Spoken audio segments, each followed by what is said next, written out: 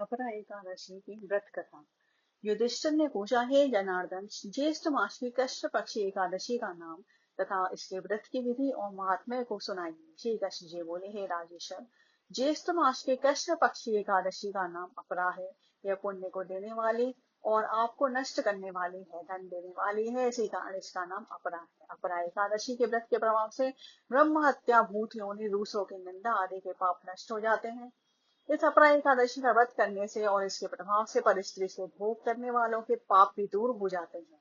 झूठी गवाही, झूठे वेदोच्चारण, असत्य भाषण, झूठे शास्त्र बनाना, झूठा ज्योतिषी, झूठा वैद आदि सभी के पाप अपरा एकादशी के व्रत से नष्ट हो जाते हैं। युद्ध क्षेत्र से भागे हुए योद्धा को मिले हुए नरक का इसके प्रभाव से छुटकारा होता है और स्वर्ग की प्राप्ति होती है। जो फल तीनों पुष्करों में स्नान करने से या कार्तिक मास में स्नान करने से और गंगा जी के तट पर पितरों की पिंड दान करने से, सिंह राशि को गुरुवार को गोमती नदी में स्नान करने से, कुंभ में श्री केदारनाथ जी के दर्शन करने से तथा बद्रिकाश्रम में रहने से अथवा चंद्र सूर्य ग्रहण के समय कुरुक्षेत्र में स्नान करने से जो फल प्राप्त होता है, वही फल ज्येष्ठ मास के कृष्ण पक्ष की अपरा एकादशी का विधि पूर्वक व्रत करने से मिलता है। हाथी घोड़े का दान, यज्ञ में स्वर्ण दान तथा हाल ही की ब्याई हुई गाय को दान करने से जो फल होता है, वही फल इस अपरा एकादशी का व्रत करने से होता है। हे राजन,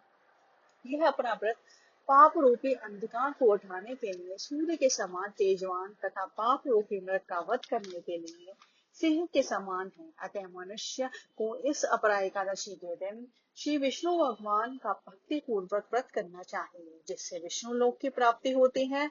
इस दिन ककड़ी का सागर लिया जाता है।